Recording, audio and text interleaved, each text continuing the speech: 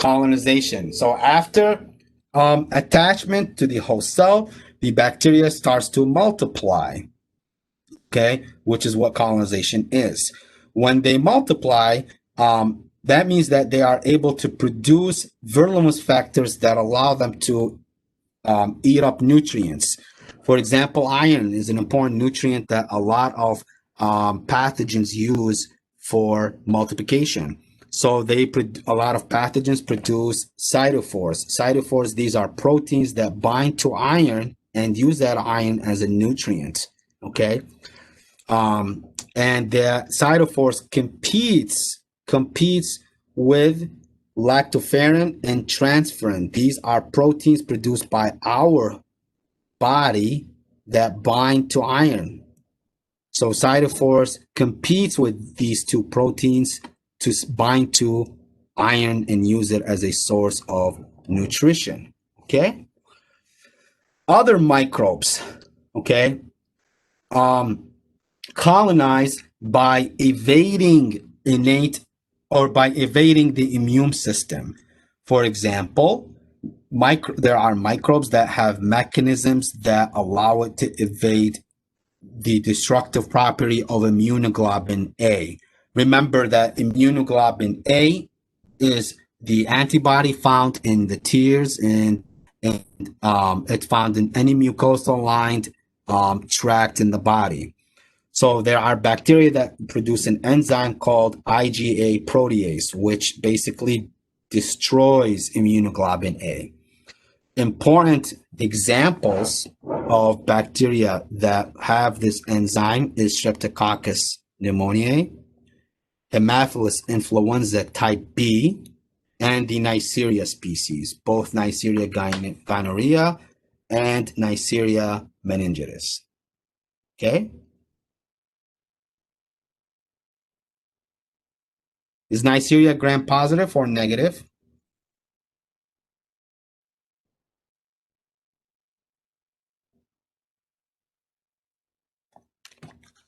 Negative.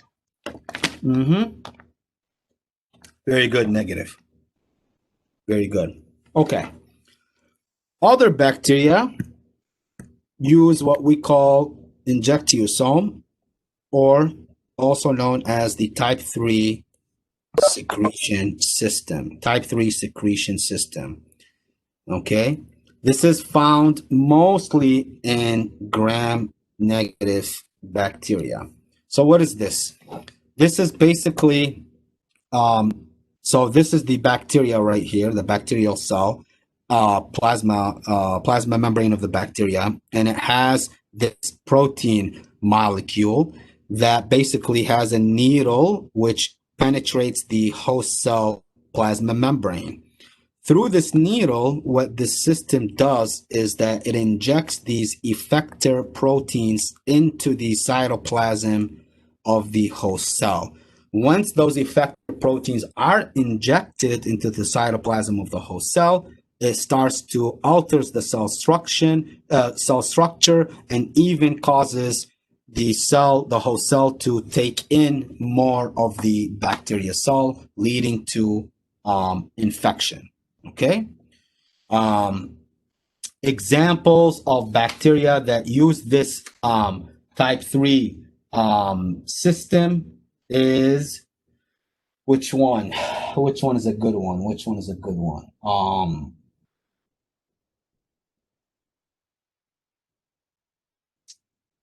Talk about that later.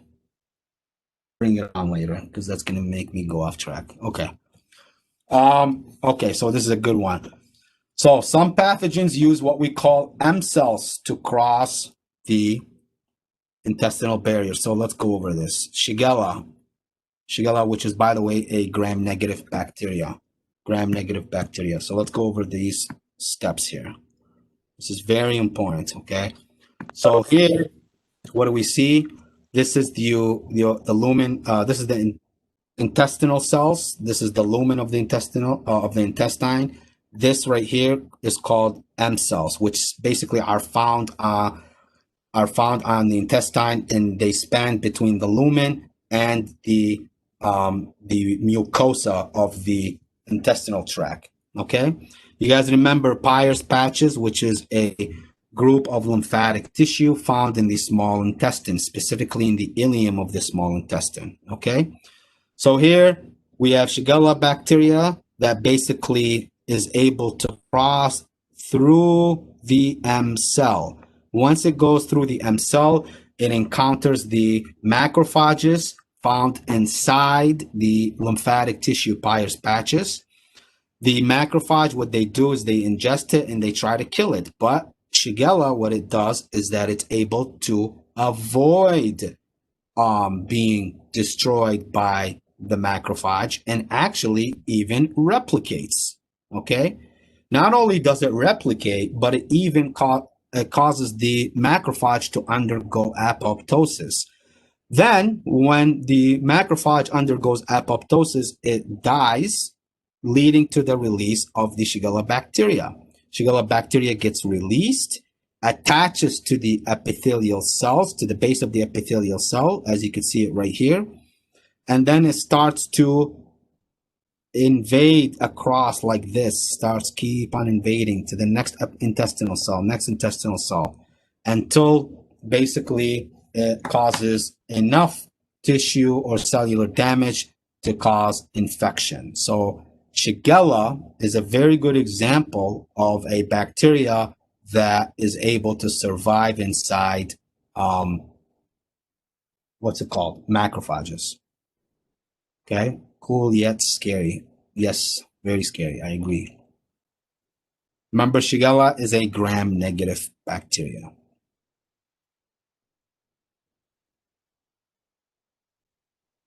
Listeria monocytogenes. This is another bacteria that is also able to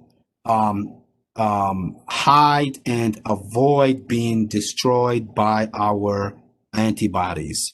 Okay, Listeria monocytogenes, is this a gram-negative or positive? Can you guys tell me? Is that a gram-negative? You sure? 100%?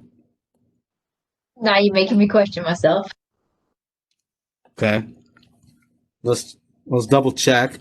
That's why I gave you guys that that sheet, the algorithm. Is gram positive. Yes, very good, gram positive. Okay.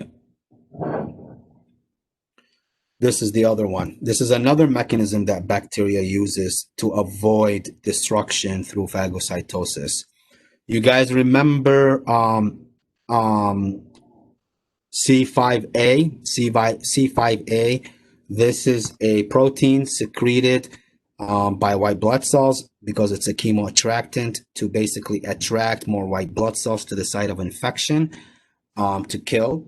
Bacteria like Streptococcus pyogenes secrete Verloes factor C5a peptidase enzyme, which degrades the C5a protein, thereby evading encounter with phagocytic white blood cells. Okay. Streptococcus pyogenes also produces a protein called streptolysin O, which is responsible for killing phagocytic cells. Okay, killing phagocytic cells. Other ways is, remember, opsonization. Opsonization is basically when here you can see this is the bacteria. Opsonization is when the antibodies bind to the bacteria. These are the antibodies, and then they mark it for phagocytic destruction. Okay. Capsules, bacteria that have a capsule like Streptococcus pyogenes, okay, they inactivate C3b, which is needed by antibodies in order to be able to mark the bacterium for destruction. So capsules inactivate that C3b, okay? The M protein